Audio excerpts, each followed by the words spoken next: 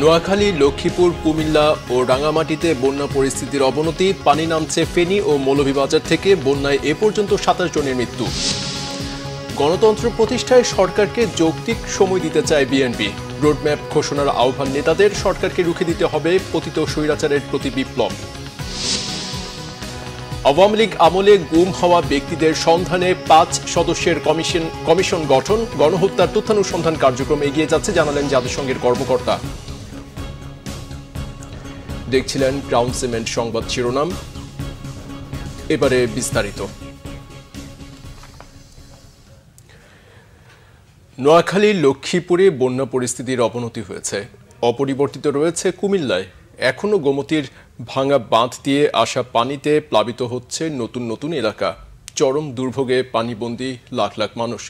সরকারি বেসরকারি পর্যায়ে ত্রাণ বিতরণ করা হলেও প্রত্যন্ত ও দুর্গম এলাকায় ত্রাণ পাচ্ছেন না অনেকে। প্রতিনিধিদের পাঠানো তথ্য ছবিতে ডেস্ক রিপোর্ট।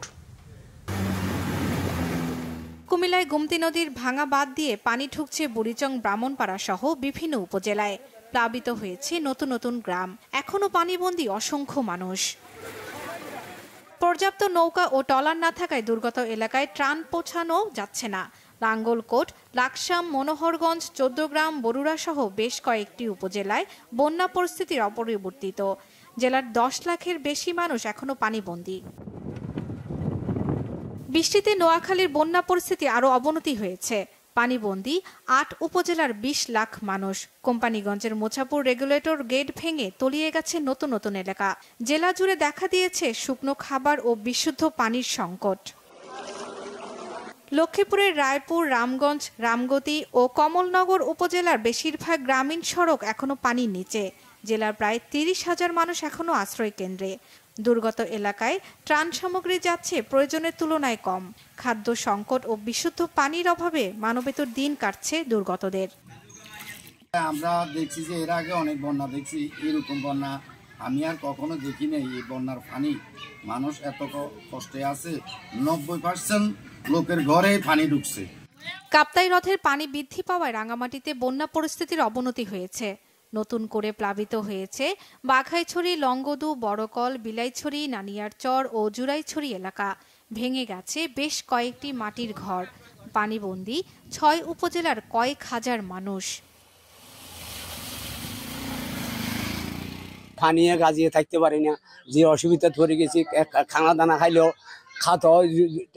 খামাই নেই, কিছু নাই। আমরা চলতে পারতেছি না, আমাদের স্বামীদের বুট চলতেছে না। এখন রান্না বান্না করতে পারতেছি না, কি করে আমরা চলবো? খুব কষ্ট আছে, আমরা অসম্ভব কষ্ট আছি। মৌলভীবাজারে বন্যা পরিস্থিতির উন্নতি হয়েছে। উঁচু এলাকা থেকে নামছে পানি, ভেসে উঠছে ক্ষত। বাড়িঘর মেরামত করে ঘুরে দাঁড়ানোর চেষ্টায় ক্ষতিগ্রস্তরা। ধান নাই, এবার কিছু নাই, আমরা খাইতাম গীতা, চলতাম গীতা। আমরা গরিব মানুষ, বারবার বন্যায় বারবার আমরা ক্ষতিও করে আমরা করলাম গীতা। চট্টগ্রামেও পরিস্থিতির উন্নতি হয়েছে। মিরেশ্বরাই, ফটিকছড়ি, হাটহাজারী, রাউজানের বেশিরভাগ এলাকা থেকে পানি নেমে গেছে। বাড়িঘরে ফিরতে শুরু করেছে আশ্রয় নেয়া মানুষগুলো। শর্মিলা কেয়া, বাংলাভিশন নিউজ ডেস্ক। এদিকে প্রবল বর্ষণ আর বন্যায় প্লাবিত দেশের দক্ষিণ পূর্বাঞ্চলের ১২টি জেলা। দুর্ভোগে লাখ লাখ মানুষ। এই ভয়াবহ প্রাকৃতিক দুর্যোগে সাধ্যমতো ত্রাণ নিয়ে দুর্গতদের পাশে দাঁড়িয়েছে বিভিন্ন শ্রেণী পেশার মানুষ। তবে বন্যা কবলিত দুর্গম এলাকায় ত্রাণ পৌঁছানোটাই এখন বড় চ্যালেঞ্জ। ইনামুল হাবিব রুবেলের ক্যামেরায় আরও জানাচ্ছেন মুহিবুল্লাহ মুহিব। বানের পানিতে ভাসছে দেশের দক্ষিণ পূর্বাঞ্চলের ১২টি জেলা। এখনো আশ্রয়হীন লাখো মানুষ। খাদ্য, সুপেয় পানির অভাবে সীমাহীন হাহাকার।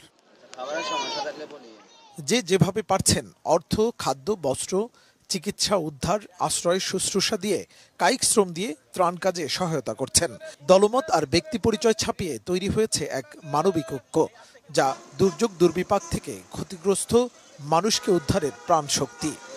চেষ্টা করছি যে যেন একবার যারা বেশি ক্ষতিগ্রস্ত দুর্গম ওইখানে একটু বেশি করে পৌঁছানোর। আমাদের ক্যাপাসিটি ৩ থেকে ৪,০০০ মানুষকে খাওয়ানোর মতো। সো আমরা পর্যায়ক্রমে রেগুলার আসছি, বাট এখন যেটা শুরু করেছি আমরা ২ থেকে ৩,০০০ মানুষ রেগুলারলি আমাদের এখান থেকে খাবার যাবে। যারাই আসবেন প্লিজ একটু ভিতরে যাওয়ার ট্রাই করবেন, বাড়ি বাড়িতে নিজেরা যাওয়ার ট্রাই করবেন, যেন সবাই পায়। দুর্যোগ দুঃসময়ে ঐক্যবদ্ধভাবে বিপন্ন মানবতার পাশে দাঁড়ানোর মহৎ গুণটি এদেশের মানুষ রপ্ত করেছেন অনেক আগেই। সিডর আইলার থেকে শুরু করে বন্যা, জলোচ্ছ্বাস, সত্যপ্রবাহ কিংবা অগ্নিকাণ্ড, ভবনধস, এমনকি মহামারীর সময় সর্বস্তরের মানুষ আপনা আপনি সাধ্যানুযায়ী মানবিক কাজে সক্রিয় থেকেছেন। আমাদের ত্রাণ তৎপরতা অব্যাহত রাখা প্রয়োজন এবং আপামর জনসাধারণ আমাদের সাথে যোগ দিয়েছেন। আমরা সবাই মিলে, দেশের সবাই একতাবদ্ধ হয়ে আমরা আমাদের বন্যা দুর্গতদের পাশে দাঁড়িয়েছি। এটা বাংলাদেশের জন্য আমি বলবো যে একটি উজ্জ্বল দৃষ্টান্ত দেশ সেবার, দেশপ্রেমের। পর্যাপ্ত ত্রাণ এলেও সমন্বয়হীনতায় সবার কাছে পৌঁছাতে না পারার বিস্তর অভিযোগ বানভাসীদের। সকাল থেকে আইসে দাঁড়া রয়েছে লাইনে। বড় ধরনের যত মানুষ আছে সব লই যায়, সবাই একজনের কথা কই, মনে করেন 10-15টা একজনই লই যায়। আর আমরা কালকে দিব জানগাদান কার দিব না, দেওয়া শেষ। পাঠাননগর কাচারি বাজার এলাকার লোক আজকে 2-3 দিন যাবৎ ওখানে স্কুল, মাদ্রাসা, মসজিদ, অনেক মানুষ বন্দী। তারা খানা পাচ্ছে না, কোনো ত্রাণ পাচ্ছে না। কত মানুষ কতভাবে যে বানভাসী মানুষের পাশে দাঁড়িয়েছেন তার কোনো পরিসংখ্যান নেই কারো কাছে। ফেনী সদরে বানভাসীদের মাঝে ত্রাণ বিতরণ করেছে বিএনপি। ভারতের সঙ্গে আমাদের যে সমঝোতা চুক্তি আছে তার মধ্য থেকে যে আমরা গেট খুলে দেব, আগামী এত ঘন্টার মধ্যে সতর্কবার্তা আপনাদেরকে আমরা দিয়ে দিলাম। এবার বিনা ঘোষণায় হঠাৎ করে পানি ছেড়ে দেওয়া হয়েছে। তার অর্থ হচ্ছে রাজনৈতিক প্রতিহিংসা এবং সেই সঙ্গে আক্রোশ দুটো যুক্ত হয়ে সমগ্র বাংলাদেশকে আজকে বিশাল এক সংকটের মধ্যে ফেলে দিয়েছে আমাদের প্রতিবেশী দেশ ভারত। আমাদের দেশনেত্রী বেগম খালেদা জিয়া এবং দেশনায়ক তারেক রহমান তাদের আহ্বানে এবং নির্দেশনায় আমাদের প্রথম থেকে কার্যক্রম শুরু হয়ে গেছে যে যেভাবে পারি আমরা যেন বানভাসী মানুষের পাশে দাঁড়াই। ঘরে ঘরে ওরা দেওয়ার চেষ্টা করছে। আমরা যেটা জানি যে আমরা শুনতে পাচ্ছিলাম যে পানির একটু বেশি পানির ডিমান্ড, আর হলো বাচ্চাদের খাবার বেবি ফুড এরকম। তো আমরা সেটা চিন্তা করে আমরা আসলে আমাদের প্যাকেটটা ওইভাবে সাজিয়েছি। আমরা শুকনো খাবারের পাশাপাশি রান্না করা খাবার অনেক জায়গায় আমরা দিয়েছি। এই পর্যন্ত আমরা শুধু ফুলগাজী পরশুরাম ছাগলনাইয়াতেই আমরা প্রায় 20,000 পরিবারের কাছে আমরা খাদ্য সামগ্রী, শুকনো খাবার আমরা দিতে পেরেছি, বিশুদ্ধ পানি আমরা দিয়েছি। ভারতের ত্রিপুরা থেকে আসা বন্যায় যে ক্ষত তৈরি করেছে দক্ষিণ পূর্বাঞ্চলে তা শুকাতে সময় লাগবে অনেক দিন। বাংলাদেশের যে কোনো দুর্যোগে মানবিকতার হাত বাড়িয়ে দেওয়ার ইতিহাস নতুন নয়। এবারের বন্যায় দল কিংবা ব্যক্তি পরিচয় ভুলে দুর্গত মানুষের পাশে দাঁড়িয়েছেন যে যেভাবে পেরেছেন। এই সংকটে মানুষের এই সম্মিলিত প্রয়াস প্রমাণ করেছে যে কোনো সংকটে বাংলাদেশের মানুষ ঐক্যবদ্ধ। মুহিবুল্লাহ মুহিব, বাংলা ভিশন, ফুলগাজী, ফেনী। বন্যা কবলিত প্রত্যন্ত অঞ্চলে সামরিক বাহিনীর হেলিকপ্টারে ত্রাণ সামগ্রী পৌঁছানো হচ্ছে বলে জানিয়েছেন দুর্যোগ ব্যবস্থাপনা ও ত্রাণ মন্ত্রণালয়ের উপদেষ্টা ফারুকি আজম। মঙ্গলবার সচিবালয়ে বন্যা পরিস্থিতি মোকাবিলায় সংশ্লিষ্টদের বৈঠক শেষে সংবাদ সম্মেলনে এ তথ্য জানান তিনি। বন্যার্তদের মধ্যে পানিবন্দীদের অনেকেই ত্রাণ সামগ্রী পাচ্ছে না। এমন প্রশ্নের জবাবে উপদেষ্টা বলেন, সশস্ত্র বাহিনীর সদস্যরা দুর্গম এলাকায় খাবার পৌঁছে দেওয়ার কাজ করছেন। দুর্যোগ ব্যবস্থাপনা উপদেষ্টা জানান, বন্যা কবলিত 11 জেলায় এ পর্যন্ত 27 জনের মৃত্যুর খবর পাওয়া গেছে। তাদের মধ্যে কুমিল্লায় মারা গেছেন সবচেয়ে বেশি 10 জন। বন্যায় 56 লাখের বেশি মানুষ ক্ষতিগ্রস্ত হয়েছেন, পানিবন্দী 12 লাখের বেশি পরিবার। সরকার সবাইকে সমন্বিত করে বন্যা ত্রাণের কাজ করছে। যে স্থান থেকে পানি নেমে যাচ্ছে সেই সমস্ত জায়গায় যাতে ত্রাণ পরিবহনের ব্যবস্থা করা যায় সেই উদ্যোগ গ্রহণ করেছে এবং অনেক ক্ষেত্রে যেখানে আরও দুর্গম এলাকা সেখানে সেনাবাহিনী এবং অন্যান্য বাহিনীরা হেলিকপ্টারের মাধ্যমে ত্রাণ পৌঁছাচ্ছে। এখন পর্যন্ত দূরবর্তী সকল উপজেলাসমূহে ত্রাণ পৌঁছানো গেছে। উপজেলা স্তরে ত্রাণ মজুত করা গেছে এবং চিকিৎসা সেবা নিশ্চিত করা করছে। ক্রমান্বয়ে সমস্ত বিষয়গুলি ধারাবাহিকভাবে আসছে। আর দুর্গম এলাকা এখন আর নাই। আমরা সকল জায়গায় ত্রাণ পৌঁছাতে পেরেছি। ছাত্র জনতার বিপ্লবের বিরুদ্ধে পতিত স্বৈরাচারের প্রতি বিপ্লব রুখে দিতে প্রধান উপদেষ্টার প্রতি আহ্বান জানিয়েছেন বিএনপি নেতারা। তারা বলেন, দেশে গণতন্ত্র প্রতিষ্ঠা করতে হলে নির্বাচনের কোনো বিকল্প নেই। সেজন্য একটি রোডম্যাপ ঘোষণা করার আহ্বান জানান তারা। 20 দিনের সরকারকে কেন দাবি দাওয়া দিয়ে অতিষ্ঠ করা হচ্ছে তা নিয়ে প্রশ্ন তোলেন বিএনপি নেতারা। আরও জানাচ্ছেন জাহাঙ্গীর আকন্দ। জাতীয় প্রেস ক্লাবে জাতীয়তাবাদী মৎস্যজীবী দল কেন্দ্রীয় কমিটির আহ্বায়ক রফিকুল ইসলাম মাহতাবের স্মরণ সভায় বিএনপির স্থায়ী কমিটির সদস্য অবসরপ্রাপ্ত মেজর হাফিজউদ্দিন আহমদ বলেন, বিএনপির উপর আওয়ামী লীগ যে নির্মম অত্যাচার নির্যাতন করেছে তা নজিরবিহীন। প্রতিবেশী রাষ্ট্রের মদদে আওয়ামী লীগ টিকে ছিল, দেশকে বানিয়েছিল পুলিশি রাষ্ট্র। শেখ হাসিনাকে ফেরত পাঠাতে ভারতের প্রতি আহ্বান জানান হাফিজউদ্দিন আহমদ। গণতন্ত্রকে প্রতিষ্ঠিত করতে হলে নির্বাচনের কোনো বিকল্প নাই। অতি অল্প সময়ের মধ্যে অবিলম্বে রোডম্যাপ ঘোষণা করুন এবং একটা যৌক্তিক সময়ে একটি নির্বাচন দিয়ে জনগণের প্রতিনিধিদেরকে রাষ্ট্রের দায়িত্বভার গ্রহণ করার সুযোগ করে দিন। এটাই আমরা চাই। রোডম্যাপ ঘোষণা করতে কোনো আপত্তি থাকার কথা নয়। প্রফেসর ইউনূস সাহেব, আমরা বিএনপির পক্ষ থেকে আপনাকে আশ্বস্ত করতে চাই, আমরা সবাই আপনাকে সহযোগিতা করব, আপনার হাতকে শক্তিশালী করব, আপনি দেশকে গণতন্ত্রের পথে নিয়ে যান। বিভিন্ন ধরনের স্বার্থপর গোষ্ঠী বিড়ম্বিত করছে দাবি দাওয়া নিয়ে। এতদিন কোথায় ছিলেন? 16 বছর যে দুঃশাসন চালিয়েছে তখন দাবি দাওয়া দেননি।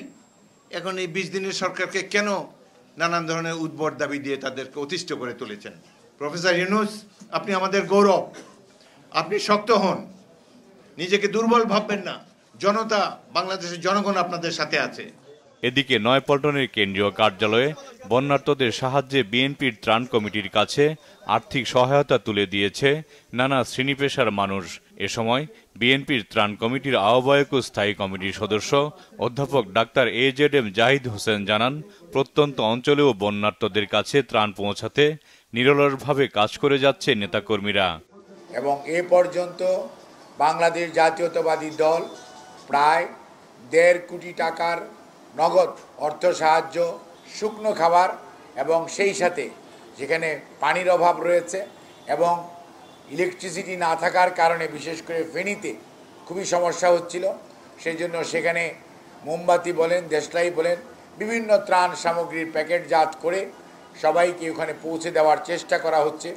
দলের নেতাকর্মী সহ সর্বস্তরের জনগণকে বন্যার্তদের পাশে দাঁড়ানোর আহ্বান জানান অধ্যাপক ডাক্তার AZM জাহিদ হোসেন। জাহাঙ্গীর আকন্দ, বাংলাভিশন, ঢাকা। বিএনপির আন্তর্জাতিক বিষয়ক কমিটির সদস্য ইঞ্জিনিয়ার ইশরাক হোসেন বলেছেন, আগামী দিনে রাজনীতি হবে কেবলমাত্র জনগণের স্বার্থে, জনগণের পাশে দাঁড়ানোর জন্য, দেশের স্বাধীনতার সার্বভৌমত্ব রক্ষার জন্য। মঙ্গলবার লক্ষ্মীপুর জেলার রামগঞ্জে বন্যার্তদের মাঝে ত্রাণ বিতরণের সময় তিনি এ কথা বলেন। ইশরাক হোসেন বলেন, আওয়ামী লীগ লুটপাট করেছে, বাংলাদেশকে নিজেদের পৈতৃক সম্পত্তি মনে করেছে। গত 5 আগস্ট স্বৈরাচারের পতনের পর দেশবাসী এখন স্বাধীন বাংলাদেশে নিঃশ্বাস নিতে পারছে। বিএনপির এই তরুণ নেতা বলেন, যে কোনো প্রাকৃতিক দুর্যোগে বিএনপি সাধারণ মানুষের পাশে থাকে। ত্রাণ বিতরণ অনুষ্ঠানে লক্ষ্মীপুর 1 আসনের বিএনপির সাবেক সংসদ সদস্য নাজিমউদ্দিন আহমেদ, মুন্সিগঞ্জ জেলা বিএনপির সদস্য ইঞ্জিনিয়ার মাশরুক হোসেন, গেন্ডারিয়া থানা বিএনপির সভাপতি মকবুল হোসেন টিপু, সাধারণ সম্পাদক আব্দুল কাদির, ঢাকার 41 নম্বর ওয়ার্ডের কাউন্সিলর লিয়াকত আলী উপস্থিত ছিলেন। এবং আমাদের নেতা দেশনায়ক তারেক রহমানের নির্দেশে আপনাদেরকে আমরা এই যে বানভাসী মানুষ, এই যে বন্যায় দুর্গত মানুষ, তাদের পাশে দাঁড়ানোর কর্মসূচি হাতে গ্রহণ করেছি এবং বিভিন্ন অঙ্গ সহযোগী সংগঠন সহ স্থানীয় বিএনপি সহ সকলে চেষ্টা করছে আপনাদের পাশে দাঁড়ানো। আমি আজকে এসেছি আমার বাবা মরহুম সাদেক হোসেন কোটা ফাউন্ডেশন, সেই ফাউন্ডেশনের উদ্যোগে আমরা প্রতি বছরই বিভিন্ন প্রাকৃতিক দুর্যোগ হোক বা অন্যান্য যে কোনো জনগণের সমস্যা জড়িত কোনো তৈরি হলে আমরা কিছুটা সাহায্য সহযোগিতা দিয়ে তাদের মাঝে দাঁড়াই। অন্তর্বর্তীকালীন সরকারের প্রধান উপদেষ্টা ডক্টর মোহাম্মদ ইউনূসের সাথে সৌজন্য সাক্ষাৎ করেছেন ঢাকায় নিযুক্ত রাশিয়া, সৌদি আরবের রাষ্ট্রদূত ও পাকিস্তানের হাই কমিশনার। রাষ্ট্রীয় অতিথি ভবন যমুনায় মঙ্গলবার বিকাল ৩টায় প্রধান উপদেষ্টা ডক্টর মোহাম্মদ ইউনূসের সাথে সাক্ষাৎ করেন রাশিয়ার রাষ্ট্রদূত আলেকজান্ডার মন্টিটক্সি। আন্তর্জাতিক ফোরামে রাশিয়া বাংলাদেশের প্রতি সমর্থন অব্যাহত রাখবে বলে জানান তিনি। রাশিয়ার কারিগরি ও আর্থিক সহায়তায় রূপপুরে পারমাণবিক বিদ্যুৎ কেন্দ্র নির্মাণের পাশাপাশি খাদ্য নিরাপত্তা, জ্বালানি, বিজ্ঞান ও প্রযুক্তি ইস্যুতে সহযোগিতা অব্যাহত রাখার প্রতিশ্রুতিও দেন। পরে প্রধান উপদেষ্টার সঙ্গে সাক্ষাৎ করেন পাকিস্তানের হাই কমিশনার সৈয়দ আহমেদ মারুফ। দুদেশের মধ্যে দ্বিপাক্ষিক সম্পর্ক জোরদারের পাশাপাশি বহুপাক্ষিক প্ল্যাটফর্মে সহযোগিতার বিষয়ে জোর দেওয়া হয়। দক্ষিণ এশীয় অঞ্চলে অর্থনৈতিক সহযোগিতার জন্য সার্ককে পুনরুজ্জীবনের আহ্বানও জানান প্রধান উপদেষ্টা। এরপর প্রধান উপদেষ্টার সাথে দেখা করেন সৌদি রাষ্ট্রদূত ইসা ইউসুফ ইসা আল দুহাইলান। বাংলাদেশের সাথে সম্পর্ক জোরদারে সৌদি নেতৃত্বের প্রশংসা করেন প্রধান উপদেষ্টা।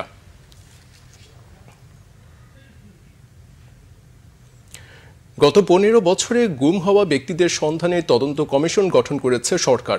হাইকোর্টের বিচারপতি মইনুল ইসলাম চৌধুরীর নেতৃত্বে ৫ সদস্যের এই কমিশন গঠন করা হয়েছে।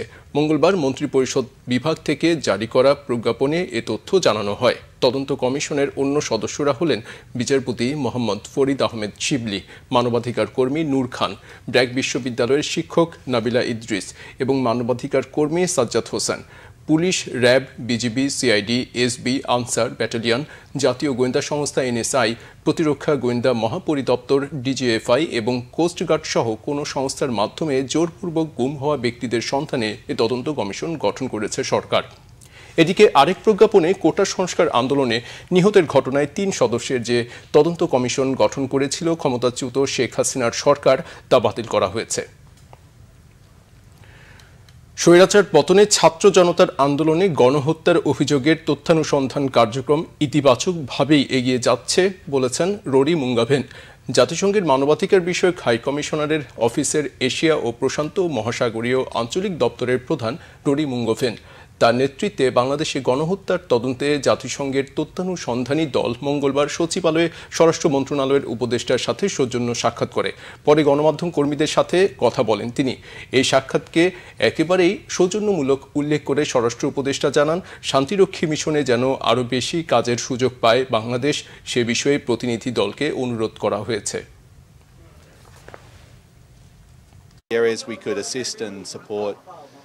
The interim government and people of Bangladesh going forward. So we're about halfway through our visit now. It's been very positive, the discussions that we've had. We've been really inspired as well by the many things we've heard from the students, from the young people, and we all want to support Bangladesh.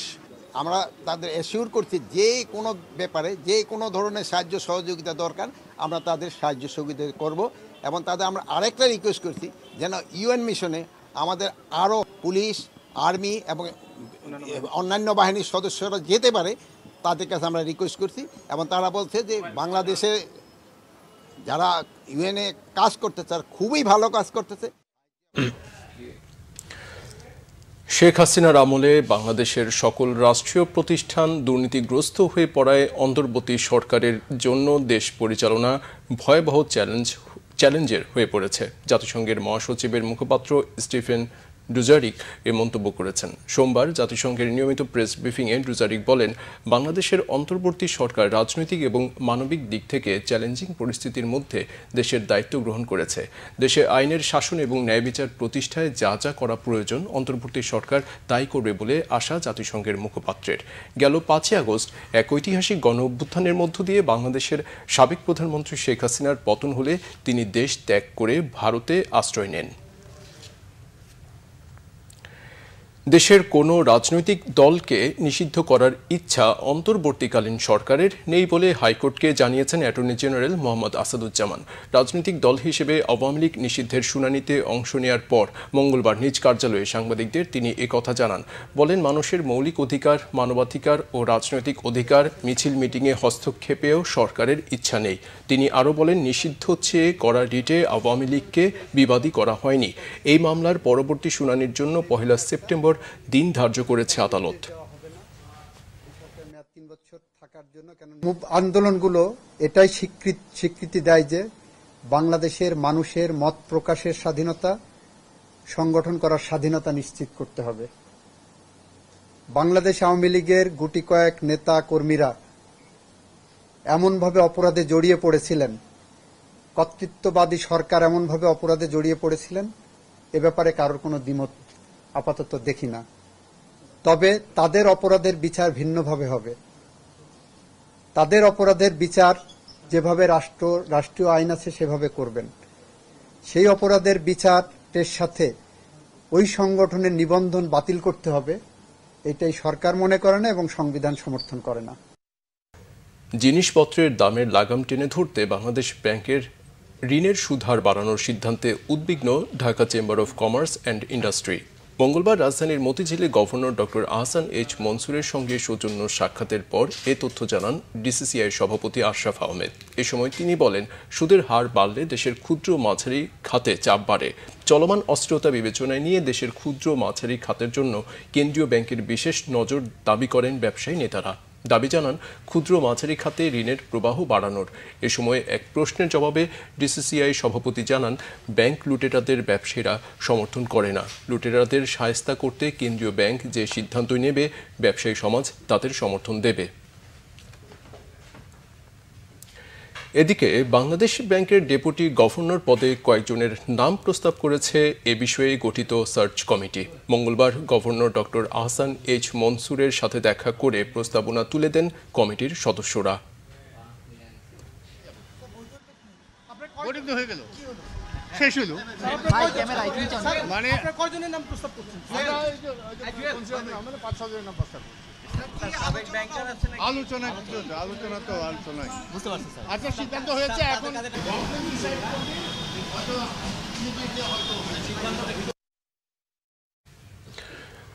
আইনি notice না পাওয়া পর্যন্ত সাকিবের বিষয়ে কোনো সিদ্ধান্ত নেওয়া হবে না জানিয়েছেন বিসিবি পরিচালক আকরাম খান। তার মন্তব্যে অনেকটাই পরিষ্কার, পাকিস্তানের বিপক্ষে সিরিজের দ্বিতীয় টেস্টে থাকছেন সাকিব আল হাসান।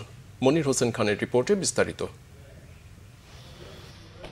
সকাল থেকেই বিসিবিতে পরিচালকদের আনাগোনা, তবে মিডিয়ার চোখ গামিনী ডিসিলভার দিকে। এতদিন নাজমুল হাসান পাপনকে ভাবা হতো বিসিবিতে অজেয়। অনেকের মতে তার চাইতে প্রভাবশালী মিরপুর শেরেবাংলা স্টেডিয়ামের পিচ কিউরেটর। ক্ষমতার পালাবদলে পাপন বিদায় নিলেও গামিনী আছেন বহাল তবিয়তেই। তাকে এই মুহূর্তে বাদ দেওয়ার কোনো পরিকল্পনাও নেই বোর্ডের।